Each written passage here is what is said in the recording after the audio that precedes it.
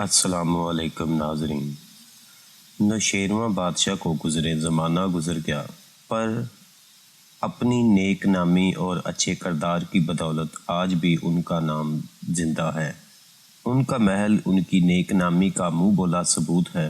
نوشیروان کا محل اپنی خوبصورتی اور شان و شوکت سے ساری دنیا میں مشہور ہے، لیکن حیرت نہ تو برج کی بلندیوں سے اور نہ ہی محل کی کھڑکیوں اور دلیچوں سے، کیونکہ چند اینٹیں اوپر نیچے رکھنا اور چند دروازے بنا دینا اتنا میسر عمل نہیں۔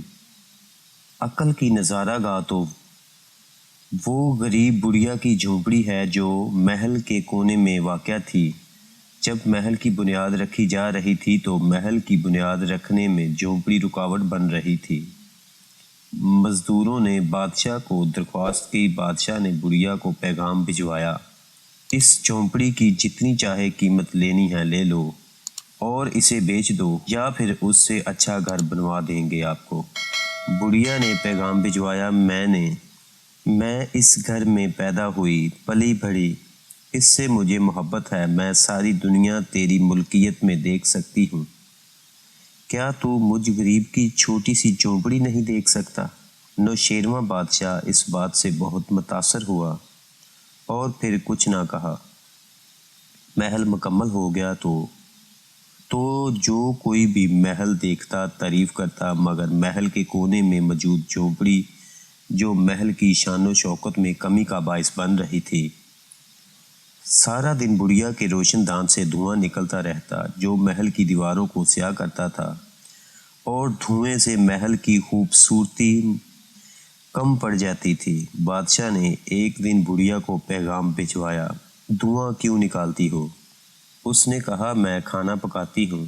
یہ سن کر بادشاہ چپ ہو گیا، ایک غلام کو بھنا ہوا مرغا دے کر اس کے پاس بھجوا دیا اور کہا، اے ماں، ہر رات کو خواہ قسم قسم کے کھانے تیرے لیے بھجوا دیے جائیں گے، اس چھوٹی سی جھونپڑی میں آگ نہ جلایا کر، آگ جلنے سے دھوئیں سے محل کالا ہو جاتا ہے۔ اس نے جواب دیا، اس دنیا میں بہت سے غریب بھوکے ہیں اور دکھی ہیں، اور میں بھنا ہوا مرغا کھاؤں، یہ کب جائز ہے؟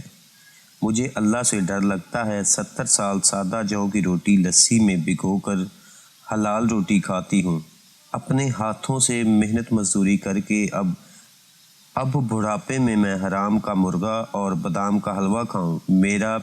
میرے پیدا کرنے والے کو اپنے ہاتھ سے کمائی کر کے کھانا پسند ہے، میری یہ چھوٹی سی جھونپڑی قائم رہنے دیجیے، کیوں یہ تیرے انصاف کے محل کی زینت ہے۔ جب بھی لوگ تیرے محل کے ہمراہ میری غریب کی جھونپڑی دیکھیں گے تو تیرے انصاف اور نیک نامی کی تعریف کریں گے، اور دوسری بات تیرا یہ محل ہمیشہ یوں خوبصورت قائم نہیں رہے گا، پر میرے گھر کی کہانی زمانہ صفا پر لکھی جائے گی۔ محل کی خوبصورتی اور شان و شوکت کم ہو جائے گی، پر تیرا انصاف، نیک نامی تیری شخصیت کی تصویر ہو جائے گی۔ کہتے ہیں کہ بڑھیا کی ایک دبلی پتلی گائے تھی، جسے وہ دن میں 2 مرتبہ محل کے صاف و شفاف رنگ کے فرش پر سے گزار کر جنگل میں لے جاتی۔ بڑھیا جب گائے کو لے کر محل کے سامنے موجود فرش پر سے گزرتی تو گائیں اپنے گوبر سے بھرے پاؤں اور گوبر سے فرش کی خوبصورتی اور دلکشی کو داغدار کرتی۔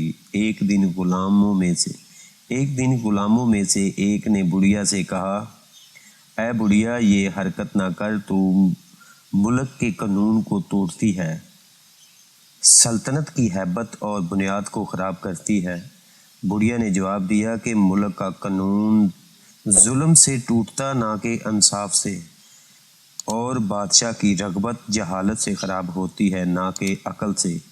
جو کچھ میں کرتی ہوں بادشاہ کی نیک نامی کے لیے کرتی ہوں اور اس کا اچھا نتیجہ چاہتی ہوں۔ خدا کی قسم، بڑھیا نے سچ کہا تھا، کیونکہ اس واقعے کو ہزاروں سال گزر گئے ہیں اور بڑھیا کی جھونپڑی اور نوشیروان کے محل کی کہانی آج تک کتابوں میں درج ہے اور زبانوں پر جاری ہے۔